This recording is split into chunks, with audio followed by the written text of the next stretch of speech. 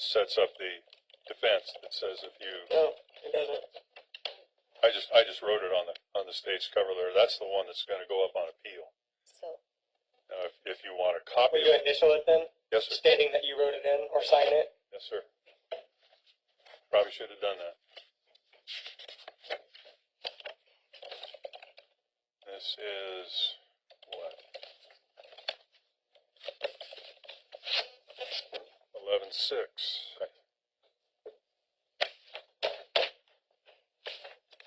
Okay, so sir, I made the change, wrote the date on it, put my. Would I be able to get a copy? Yes, sir. Yeah. Okay.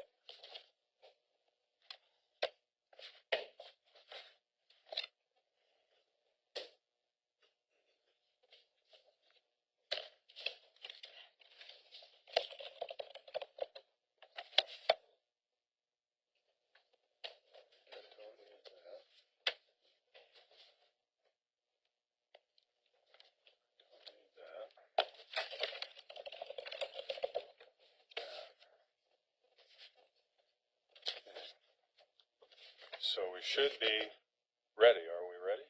So. So is everybody ready for closing arguments? Okay, sir. Then let's bring the jury back in. We'll get that started.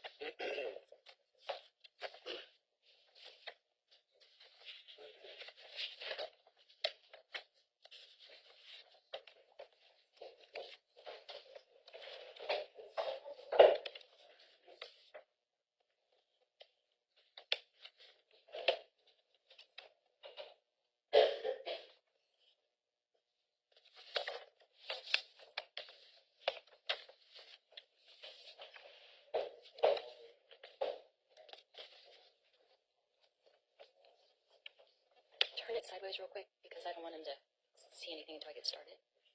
Turn it sideways real quick so I don't want them to see any.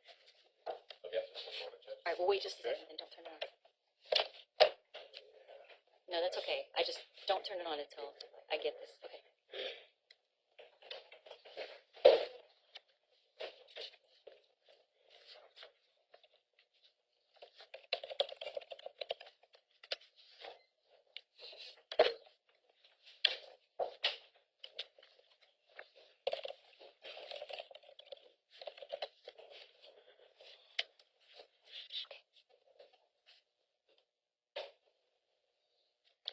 All right, ladies and gentlemen, thank you again for your patience. We're ready to proceed to closing arguments, and with that, we'll begin with the state, and we'll hear from Mr. Walker.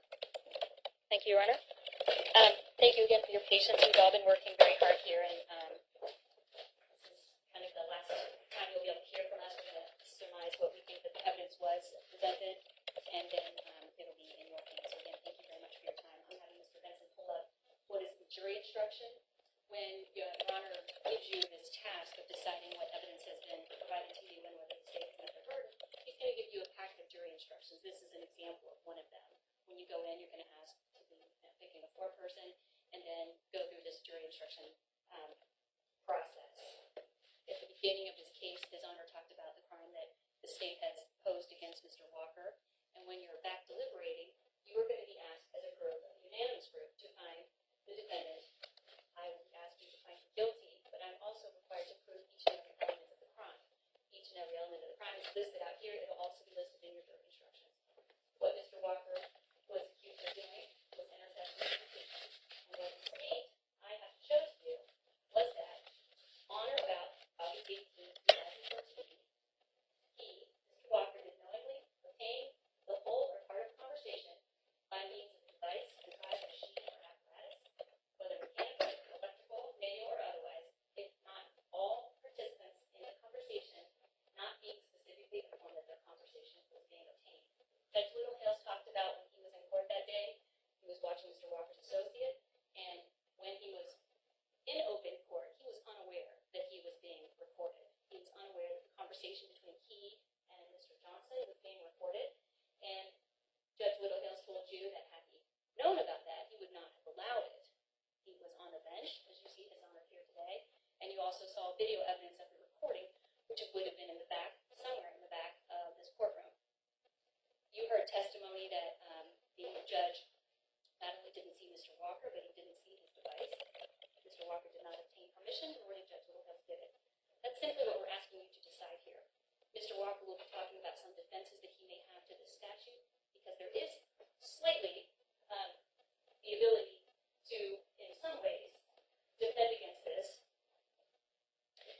when you are, let me go to the next one.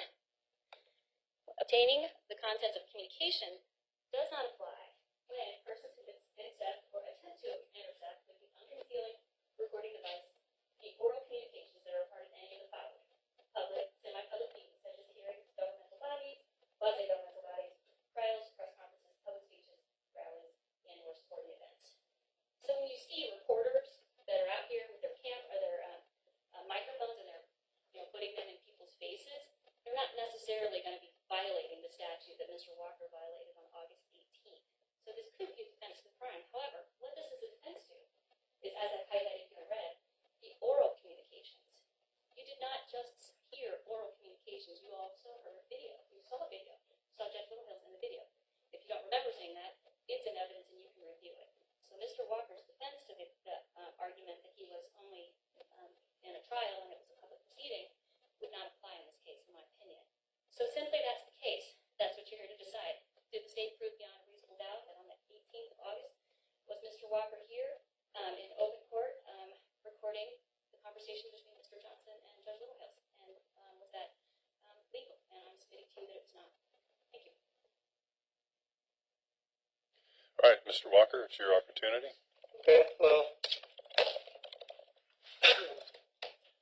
the state here is trying to prove that I'm guilty of intercepting communications on August 18th. Well, they're charging me with interception of communications, which I'm going to read you the law of intercepting communications.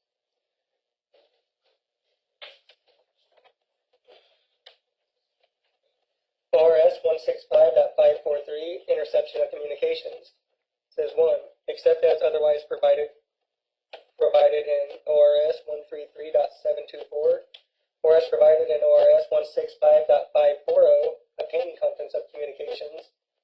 Any person who willfully intercepts, attempts to intercept, or procures any other person to intercept, or attempt to intercept any wire or oral communication, where such person is not a party to the communication, and where none of the parties in the communications has given prior consent. Well, as they have not proven, I have had prior consent by Edward Johnston, who was, in fact, part of the proceeding with Judge Littlehills.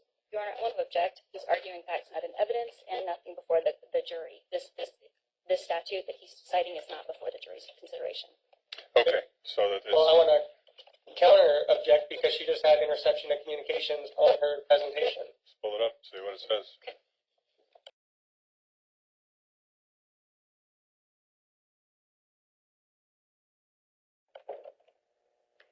Windows what? Windows what? P?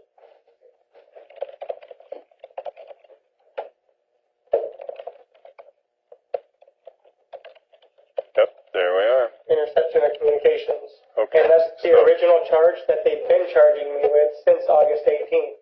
But let me make sure I understand what we're looking at. Is this the same situation where the title is wrong but the text is correct, or is it the wrong text? Well, Wait a second, sir. Let her answer. She did it. What my understanding is, Mr. Walker is reading from the beginning of the statute all the way through the end, and the sections that he's referring to are not before the jury. Well, I know what Mr. Walker did. I'm asking you, what did you do? The thing that you've pulled up here says interception of communications, and that is not... It is wrong. It is wrong. And right. so at some point we're going to have to stop this. Yes. So... You're right. I apologize. I argued facts that were not in evidence as well. I had prepared my closing prior to us changing our jury instructions. That was a mistake. Okay. So I'm going to go back and lay down some ground rules, and I don't know how we got here, but I'm just trying to cover Mr. all Walker, the bases. I'm not saying you did anything wrong, sir. I'm just saying we need to lay down some ground rules. The charge, based on what we did a little while ago, is obtaining contents of communications. That is the only thing we're here to talk about for either of you. Okay. And the state made an error there, and they're going to fix it, and I'm telling the jury that you're to disregard what you just heard from the state, and we're going to start over, and the state's going to tell you what the law is. And then we're going to have Mr. Walker respond to the actual charge instead of having to try to respond to things that don't belong in the case. So we're going to start again. Now, one more time of that, I know. and we're going to have some trouble. So let's get it done right. Okay.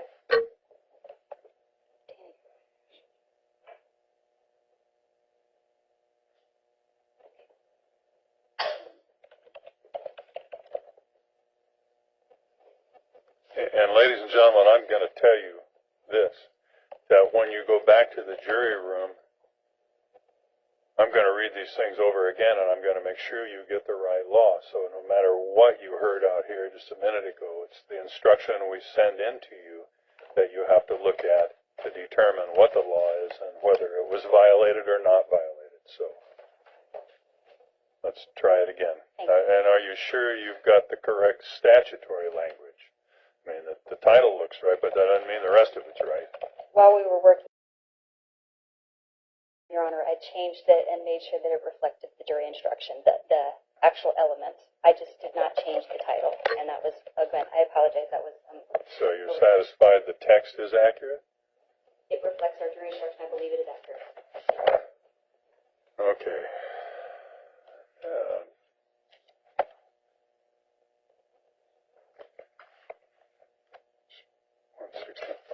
540. I want to take a quick look.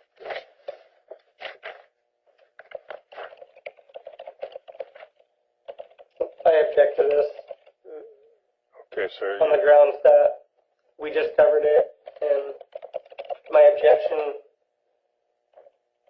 is noting that I was covering what she had just stated through her instruction. Yeah, I think you're right about that, sir. And my decision is that because that's not what this case is about, neither of you can do that. We can only talk about what the case is about. And I don't think you did anything wrong, sir. You responded to what you heard, which was a perfectly reasonable thing to do. But we now need to talk about what the case is about. And so...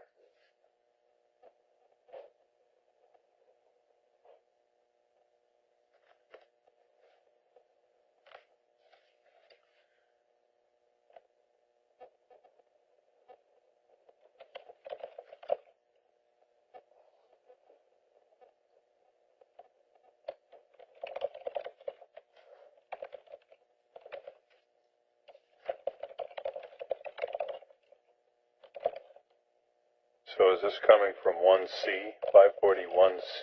Is that what we're doing now? I still don't understand what you're doing. Yes, Your Honor. So this is from 541C. Correct. Person knowingly obtains whole or part of any conversation by means of device, contrivance, machine or apparatus. Otherwise, not all participants.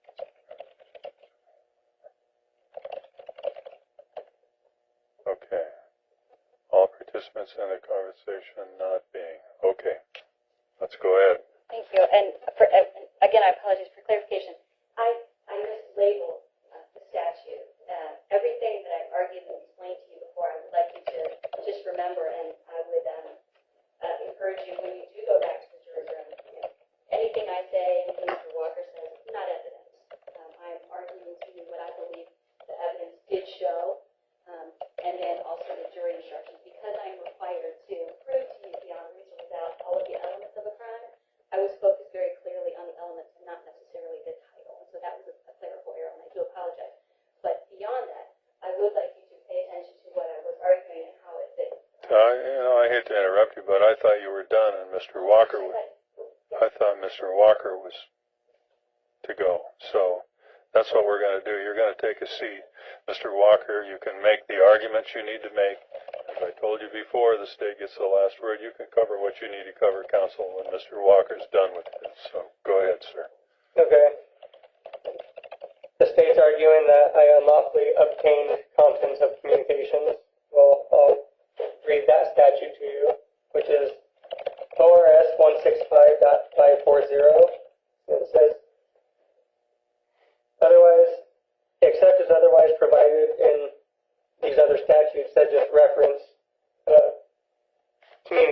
crimes. It says, a person may not, and in subsection 1C, which is what they're saying I'm guilty of, is obtain or attempt to obtain the whole or any part of a conversation by means of any device, contrivance, machine, or apparatus, whether electrical, mechanical, manual, or otherwise, if not all participants in the conversation are specifically informed that their conversation is being recorded. Well, that's subsection 1C, and I went over these laws many times before I've ever recorded in any public facility. And I've recorded in this public facility for better part more than a year.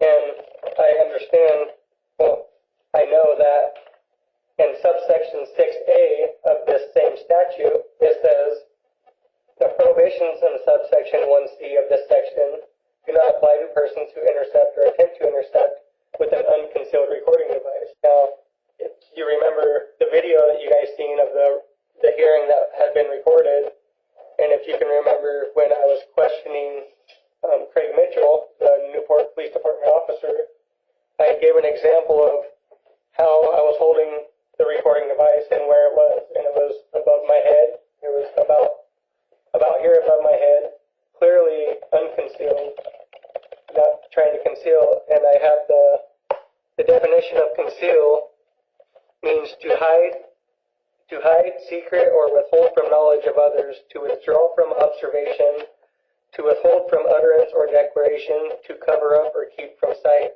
to hide or withdraw from observation, cover up from sight, or prevent discovery of. Now, the purpose of me recording that was for Ed Johnston and his defense for the hearing he was in, and I was obviously not trying to cover it up for the fact that I was holding it above my head, and being that I was having it unconcealed, it wasn't an obligation for me to go and ask everybody, according to who was in the conversation. So the state's gonna try to find me guilty on this, or they want you to find me guilty on this. Well, I've recorded every time I've ever came into the courthouse. I've recorded, and this is the first time that anybody has ever told me I couldn't do it. And I haven't committed a crime here. There's no crime that could be committed, and it clearly explains in the statute that I have the right if it was unconcealed. And if you remember the video, you can clearly see that it was unconcealed. I was in no way hiding it or keeping it away from anybody. I may have been towards the back, but that's available seating, and I can't necessarily be up here with Ed Johnston because the court wouldn't allow that. So I have nothing further to say. Thank you, sir. Excuse me. Thank you, sir. Go ahead, counsel. Thank you. When you are deliberating, I would invite you again to look at the jury instructions and follow along. The crime that Mr. Walker, is being charged with is obtaining the communications. And then following that, you're going to see an instruction that talks about when it would be okay or when you wouldn't be guilty of that crime. And it will say specifically that you're not guilty of that crime if it's an open court or a trial. But they talk about the oral communication. I think I mentioned that to you in my first opening. And so that statute for purposes of saying that you're not guilty of the crime wouldn't apply in this situation because we don't have oral and video recordings. And so that would not be something that you could use when you are deciding whether he could commit this crime or not. Again, follow the statute. Judge will make sure that you have it right. And again, I apologize for having the editorial or the heading wrong. But the elements are, as I mentioned, if Mr. Walker obtained communications, conversation between Judge Littlehales and Mr. Johnson without letting all of the parties know, and Judge Littlehales specifically said he was not made aware of it. So, I object to that. that's all I have. So the objection is, sir? It doesn't say in the statute that they're charging me with anything about an oral conversation. It just says any part of a conversation. So it doesn't reference oral conversation So here's how we're going to handle that, sir, and thank you. Ladies and gentlemen, as I said before, I'm going to give you a copy of the statutory language. And I want you to look at that, look at the evidence, and then make your own decisions about what the statutory language means, and then look at the facts and see whether you think the defendant committed the offense or did not commit the offense. All right? So, then we'll get to the point now, folks, where we do jury instructions, and I note a lot of times when we do trials that the jurors want to take a lot of notes as I read the instructions, which you are certainly free to do if you wish, but I want you to know that we'll also provide a written set of instructions for you to look at when you deliberate. And because we do that, I'm required to instruct you also to look at those instructions as a whole and not place any undue emphasis on a particular one. So look at all of them and figure out how they all work together. So the instructions are as follows. The defendant is innocent unless and until the defendant is proven guilty beyond a reasonable doubt. The burden is on the state to prove the guilt of the defendant beyond a reasonable doubt. Reasonable doubt is doubt based on common sense and reason, and reasonable doubt means an honest uncertainty as to the guilt of the defendant. A reasonable doubt exists when, after a careful and impartial consideration of all the evidence in the case, you are not convinced to a moral certainty that the defendant is guilty. Now, a defendant has an absolute constitutional right not to testify. Therefore, a defendant's decision not to testify cannot be considered as an indication of guilt. It should not be commented on or in any way considered by you in your deliberations. It is your sole responsibility to make all the decisions about the facts in this case. You must evaluate the evidence to determine how reliable or believable the evidence is, and when you make your decision about the facts, you must then apply the legal rules to those facts and reach your verdict. Remember, however, that your power to reach a verdict is not arbitrary. When I instruct you about the law on a particular subject, or if I tell you how to evaluate certain evidence, you must follow those instructions. Please do not allow anything that I have said or done during the course of this trial to suggest that I have formed any opinion about this case, and please keep in mind that a judge is required by law to give certain instructions in every criminal case. If I sustained objections to evidence, or if I ordered that evidence was to be stricken or excluded from your consideration, you must follow those rulings, and you are not to consider any such matters during your deliberations. You are to base your verdict on the evidence and on these instructions. The parties' statements and arguments to you are not evidence. If your recollection of the evidence is different from the party's recollection, then you must rely upon your own memory. In deciding this case, you are to consider all the evidence that you find worthy of belief. It's your duty to weigh the evidence calmly and dispassionately and to decide this case on its merits. You are not to allow bias, sympathy, or prejudice any place in your deliberations, and you must not decide this case on guesswork, conjecture, or speculation. Please do not consider what sentence might be imposed by the court if the defendant is found guilty. Generally, the testimony of any witness whom you believe is sufficient to prove any fact in dispute. You are not simply to count the witnesses, you are to weigh the evidence. And please keep in mind that each party is entitled to the considered decision of each juror, and therefore you should not give undue weight to another juror's notes if those notes conflict with your memory of the evidence. The court will provide written instructions for your use, and when you use the instructions, please do not place any undue emphasis on a particular instruction, but rather view all of them as a whole. There are two types of evidence. One is direct evidence, such as the testimony of an eyewitness. The other is circumstantial evidence, which is the proof of a chain of circumstances pointing to the existence or non-existence of a certain fact. You may base your evidence on direct evidence, or on circumstantial evidence, or on both. In deciding this case, you may draw inferences and reach conclusions from the evidence, provided that your inferences and conclusions are reasonable and based upon your common sense and experience. Every witness, the term witness includes every person who has testified under oath in this case, and every witness has taken an oath to tell the truth. In evaluating each witness's testimony, however, you may consider such things as the manner in which the witness testifies, the nature or quality of the witness's testimony, evidence that contradicts the testimony of the witness, and evidence concerning the bias, motives, or interest of the witness. When a witness testifies about statements made by the defendant, you should consider such testimony with caution.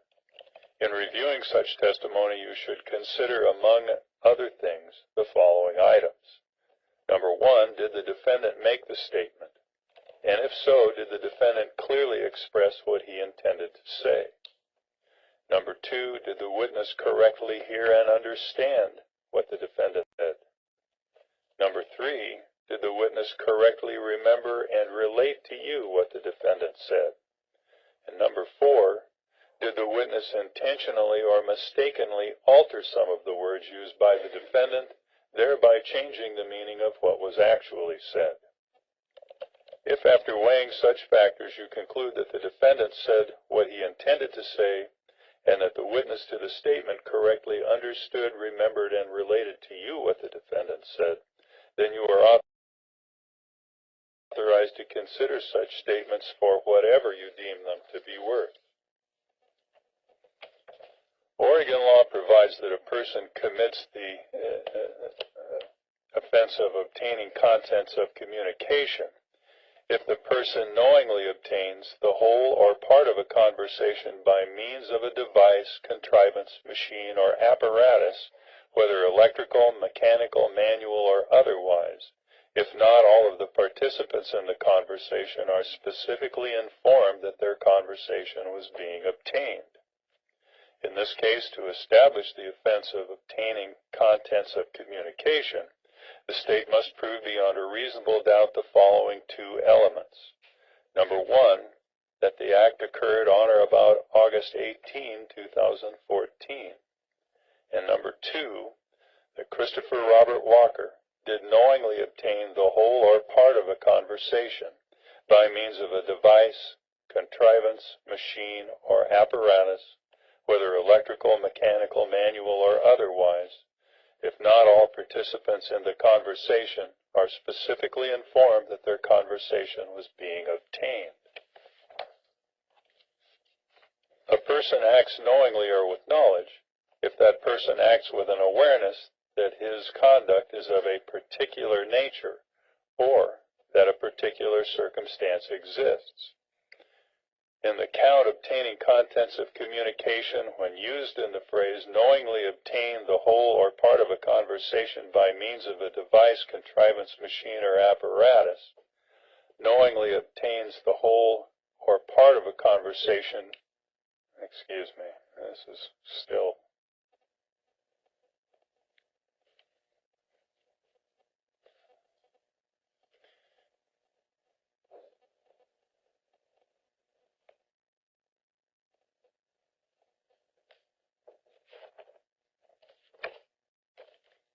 okay. Sorry, ladies and gentlemen, we'll have to start that again. A person acts knowingly or with knowledge if that person acts with an awareness that his conduct is of a particular nature or that a particular circumstance exists.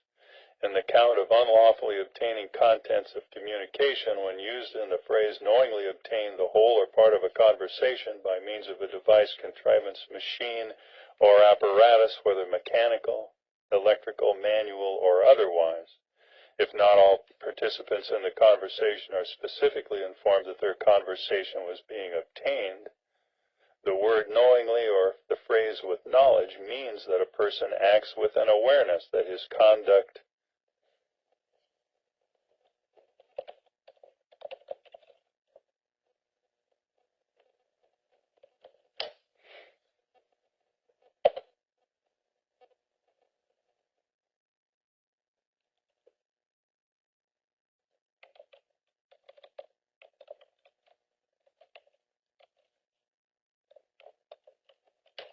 acts with an awareness that his conduct obtained the whole or part of a conversation by means of device, contrivance, machine, or apparatus, whether electrical, mechanical, manual, or otherwise, if not all participants in the conversation are specifically informed that their conversation was being obtained. Knowledge is also established if a person acts intentionally. The statute of obtaining contents of communication does not apply to a person who intercepts or attempts to intercept with an unconcealed recording device the oral communications that are part of any of the following proceedings. A. Public or semi-public meetings, such as hearings before governmental or quasi-governmental bodies, trials, press conferences, public speeches, rallies, and sporting or other events.